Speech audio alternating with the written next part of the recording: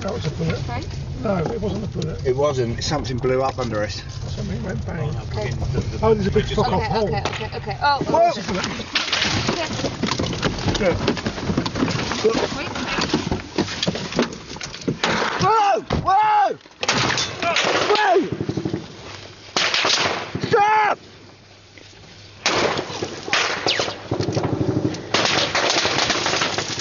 We're all journalists, first and foremost. We're here to tell stories. To do that, they want to go to some of the most difficult places in the world. Last I heard, Eleanor, Ian from AP, a journalist who just went to Independence Square in Kiev, who said much more tense than some hours ago, and there's anti-tank barricades, soldiers, APCs. No specific incident against us or anyone, but she could just feel it in the air that, you know, it's getting tense. Right, so we'll keep in touch. Let me know, and keep safe, those who are out there.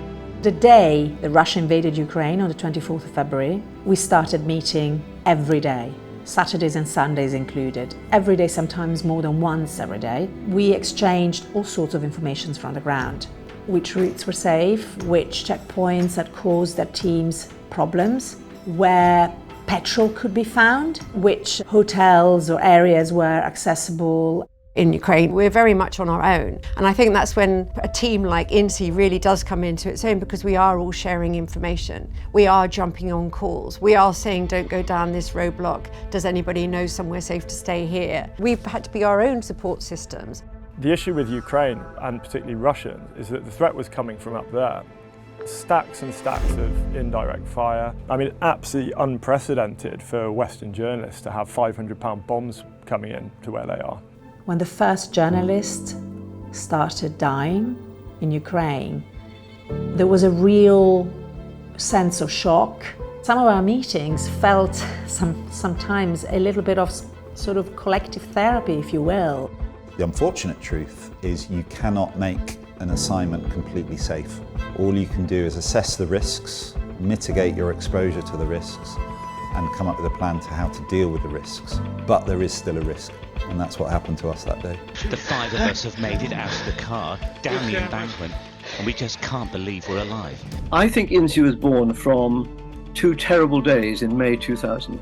In the course of 48 hours, 3 very experienced and respected figures in foreign news were killed.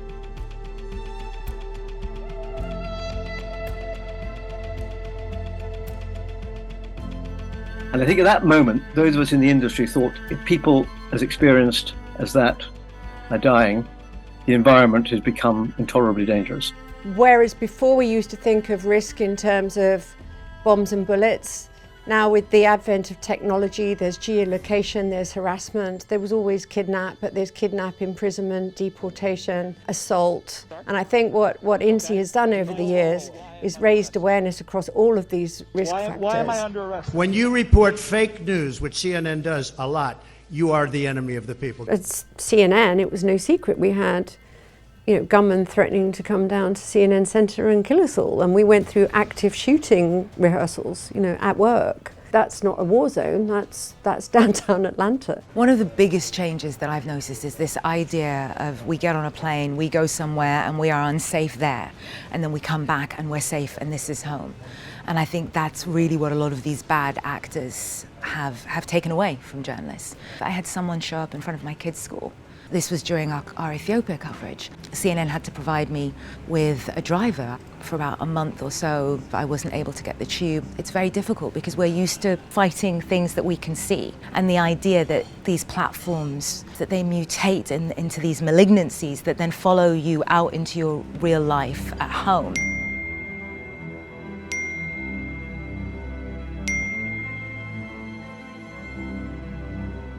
I don't think it's something that we as an industry really have grappled with, and I've spoken to a few, it's generally women actually, who have people feeling so comfortable coming up and violating our space.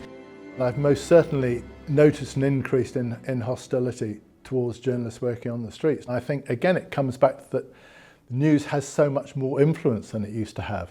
During the Brexit debate, we were deploying a lot of safety advisors out on the streets of London on Parliament Green, because it seemed like any time a presenter wanted to start a live or do a presentation for a live news piece, there would be someone trying to interfere to put their point of view across, get a bit out on live TV. Well, so much has changed. You know, we used to have sound men and women and they went away, and now the teams have grown to include substantial numbers of security experts. Sorry, I have got a team in the field, so I just wanted to make sure that wasn't them. Sometimes, of course, it's scary and you bear it with you and you just wait for the message that the person is out again safe and sound, because there is always a risk. And the most difficult, I think, is this unpredictableness, that you can do all your preparatory work and then something happens that you couldn't foresee. And that's the case when you go into these areas. I don't mind saying I was scared. I was definitely scared in those early days of the full-scale invasion. Me and others decided we did want to be here. The BBC gave us that choice and would support us either way. And strangely, that initial shock got easier when you were surrounded with people who had made a similar choice. But I think those early days I was probably the most scared because of the unknowns. But I still do return to that gut instinct. You know, there've been assignments where it just hasn't felt right. Most of the times, there is no story where there is no risk. That's the sad reality, if you will. When I was working as a journalist, we've taken great risks. Can I tell you that I was always playing safe? Not at all. And I think the majority of journalists find themselves in a situation when they have to make a choice. What comes to my mind is the terror against the Westgate Mall in Nairobi, 2013, which I covered. I was actually inside the mall. I entered myself with my camera during the shooting. So I didn't have even a flak jacket on, no helmet, anything. Today I would have done things differently, and it is very different today. My heart is in the Middle East. I love the stories from the Middle East. It's not necessarily getting much safer in the countries that I cover, and I hope we'll be able, security-wise, to continue to tell those stories. I'm a mother of 3 children, and I'm very keen to come home in one piece. So you get these little whispers, something's not right, and you've got to listen to those whispers, and you've got to declare them. Because that might be the only warning you get. I've never put my foot down, but if there's something I genuinely perceive to be a really high risk beyond the likely tolerance of the team, then I'll inform them, and I'll inform them why that is. And then I'll suggest potentially another means to achieve that intention that has a lower risk. My mental health definitely felt the effects of this job. In a sense, when you're out here and you're working every day in this environment, that's almost easy. It's when you come out of it and you return home and you're back with loved ones who've worried about you so much, and you sometimes find yourself a bit irritable or whatever else, or you might be drinking more. We as news organizations are much better at understanding the importance of looking out for mental health, prioritizing it as much as we prioritize physical safety and physical healthiness in the field. I think mental health is in some ways much more challenging to manage and deal and address because it's not visible. And you also need the individuals in question to recognize that it's important and to acknowledge that they might actually have to take care of themselves mentally and psychologically as well. What has made Insi different is that from the beginning, it was a media organization run by the media. We felt we needed one which actually had complete buy-in from the broadcasters, the newspapers and the agencies. That's what makes the strength of this network. These are not abstract talks about how to be safe and this is your little list. Be hiding out, getting shelter from airstrikes, but it's taken a direct hit. And what differentiates Insi from other journalist protection groups is we try and prevent those bad things happening in the first instance. When they do, everybody does come together and there's a network that's established through Insi. The real value that Insi have to people like me is knowing it's there. It's when it all goes wrong, or that day you've got that big question, that big hole, that big issue, you've got somewhere to turn to.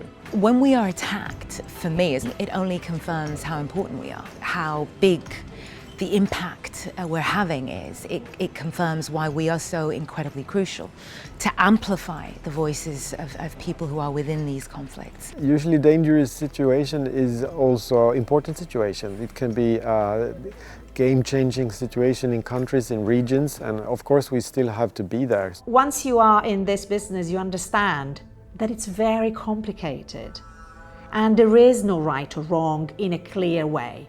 You need to be empowered and you need to be armed with the tools to protect yourself, to protect your team, to empower your team and enable them to make decisions on their feet.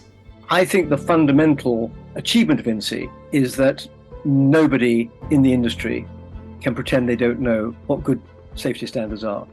Nobody in the industry can say they don't know the difference between good training and bad training, between being properly equipped and not being equipped. And that creates an environment in which it becomes part of all management's responsibility to make sure that the environment you create for people who are voluntarily putting themselves in harm's way is as safe as possible. But there are lots of people working in dangerous environments without much protection, without much backup. I think if anything, our work will have to be redoubled over the next 20 years. Insi helps us manage risk, without doubt. You cannot eradicate risk. The only option if you want to eradicate risk is not to go. We want to go, we want to work as safely as possible. We want to bring everyone home from their assignments. That's the most important thing to remember. And Insi definitely helps our community of journalists do that. Insi isn't just a safety organisation, it's contributing to our ability to bear witness, to tell the truth,